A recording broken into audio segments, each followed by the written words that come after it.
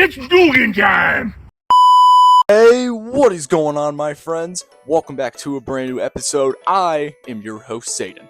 And in today's episode, we are going to be doing the long overdue Hoaxers Q&A.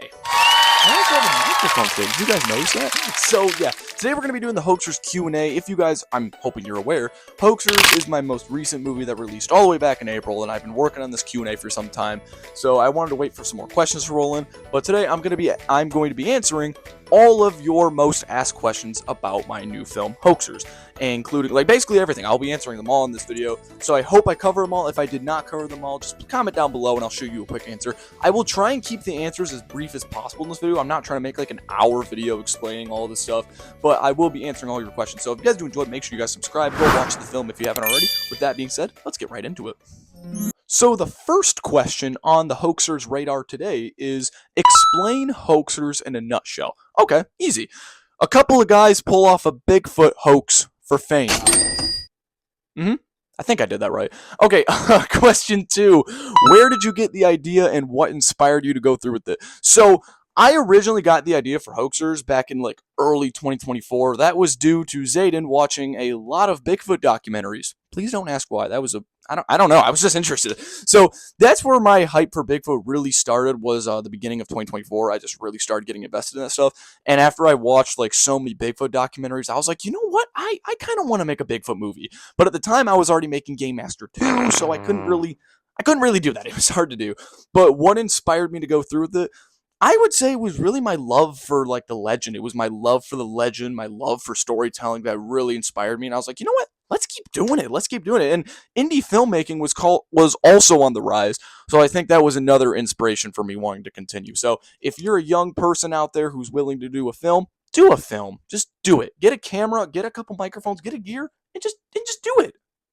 Question number 3, how long did it take to develop Hoaxers? Oh, well, like I said, I originally got the idea in early 2024, but I didn't actually start working on it until summer of 2024. So it took me a full year to develop the script. It took us around 7 months to film. So I would just say overall it took 2 years. It definitely took 2 years to develop. I know it's crazy, but you would be surprised how long some movies take to make. They take a long time to make. You don't just get the idea, write the script, and film it all in a week. It doesn't work like that. For all my young aspiring filmmakers out there, that's not how it works. I think my fellow indie filmmakers out there can agree. It's not how it works. Okay, question number 4. Let's do this. So, who was your favorite character to write? Oh, thank you for giving me an excuse to talk about this. Duke Dugan, without a doubt. Duke Dugan was the monster investigator. 100% was my favorite character, right? The dude is just so unpredictable. He's absolutely chaotic and doesn't really seem to care about anything in this movie besides his show and his fame. It's hilarious. He was definitely my favorite character right in this movie. You know, in the first draft, when I wrote a first draft, Duke wasn't in the film. He originally wasn't in the film, but because it took me 3 drafts until I finally settled on a script I wanted to follow through with.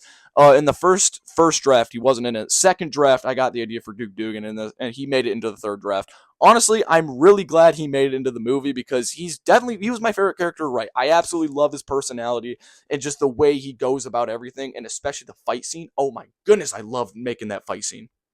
Speaking of Duke Dugan, whatever happened to Duke Dugan's character in Hoaxers? Okay, yeah. I should probably this one I might have to spend some time with because I do think I need to explain this. So in the very end of Hoaxers, we kind of see Cole. He reveals the hoax is it was all fake. His footage is fake and stuff. We see how all the main characters in the film are reacting to this, and we see Duke Dugan's. But the thing about Duke Dugan's ending in this film was it was ambiguous. We don't actually know what happened to his character. We don't know we don't know what happens to his character after that because he really relied on the hoax to make him famous, and we never actually see what happened to him. Well, I hate to tell you guys this, that was purposeful. I did that completely on purpose. Not because I hate you guys, and I want you guys to just spend the rest of your lives thinking, oh, what happened to Duke? What, are we ever going to see him again? I purposely left his ending ambiguous because I wanted you guys to speculate. What do you think happened to Duke Dugan? That's why I wanted to let you guys think that out. So if you guys have some theories on what you think happened to Duke Dugan in the end of Hoaxers, please shoot me a comment. I would love to hear it for sure. All right, this question's gonna be a little weird.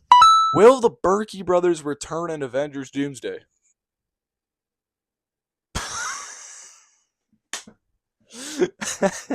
Oh, I forgot this is a Q&A. I'm supposed to be serious. No. Moving on, why Bigfoot and not the Loch Ness Monster or any other cryptid? Good question. So I love all the other cryptid. Well, not all of them. There are some I think are just incredibly stupid. But most of the other cryptids, like Mothman, Loch Ness Monster, Dover Demon, absolutely love them. Really interesting cryptids. But Bigfoot to me, I just feel like was the most relevant. Like you don't go around and talking to people and then they bring up the Loch Ness Monster. They don't really bring up Jersey Devil, Mothman. Like they don't really do that. I just feel like those cryptids really aren't relevant anymore. And Bigfoot is for some reason the most relevant cryptid that people will bring up in conversations. So I felt like Bigfoot made the most sense. Bigfoot to me made the most sense to tackle just due to his popular, insane popularity and relevance in our culture nowadays. I feel like Bigfoot was just a no brainer. And honestly, yeah, I think it worked out pretty well. Okay, these next two questions I might need to spend a little more time with. So, next question we got, why was Logan replaced as Hudson in the final act of the film? Okay, so if you guys, I'm sure you guys are aware, Logan was obviously replaced as Hudson in the final act of Hoaxers. And I do want to talk about this. I don't want to spend too much time discussing it because I feel like this topic is worth its own video. But basically, there was a production clash between me and Logan behind the scenes. I'm not going to go in depth with it, but I will say that there was a production clash between us. And it pains me to say that, but there was. And that's just what happens on film sets. There's going to be clashes sometimes, there's going to be disagreements, there's going to be obstacles. And unfortunately, I was left with a very hard choice to remove him from the film and replace him with my brother Lincoln. Props to him for stepping up and replacing Logan in the role as Hudson Berkey. But yeah, so there was just a production clash between us. If you're wondering what's gonna happen between me and him, like if we're gonna continue working together, the answer is no, we are not. And finally, our last question for today's Hoaxers Q&A: will there be a Hoaxers sequel? Every movie, I feel like every time people make a movie, the first thing that pops up in people's minds, sequel. It's just how modern Hollywood works. So, what I will say is that nothing is in development right now. Me and the team are not working on any sort of follow up to Hoaxers at the moment. I am currently focusing on two other original projects that I'm very excited about. So I really just don't have the time to make a Hoaxers 2. However, I'm not ruling it out. Never say never. I said the same thing with Game Master 2, and well, we all know what happened. So I will not rule it out, but I think there's a lot of things we would have to figure out if we were to do a second one. So yeah, I'll just say it's not in the works right now. It definitely could happen in the future. If more people watch it, then I definitely believe in, like, we build an audience. I definitely believe with every heartbeat that there can be a sequel. Whether that's an anthology, a direct sequel, an indirect sequel, a prequel, whatever it is, I think something else can definitely happen. Well, everybody, that wraps up our Hoaxers Q&A. I want to thank you all one last time for your support on Hoaxers. Me and the team had so much fun making this movie, and we really hope you guys had as much fun as we did watching it. So, thank you guys so much for checking out this video. Thank you all the people out there for sending me these questions and allowing me to talk about them on camera. And I wish you all a great day. And again, if you are an aspiring filmmaker, if you're someone who wants to make movies, my advice to you, do it.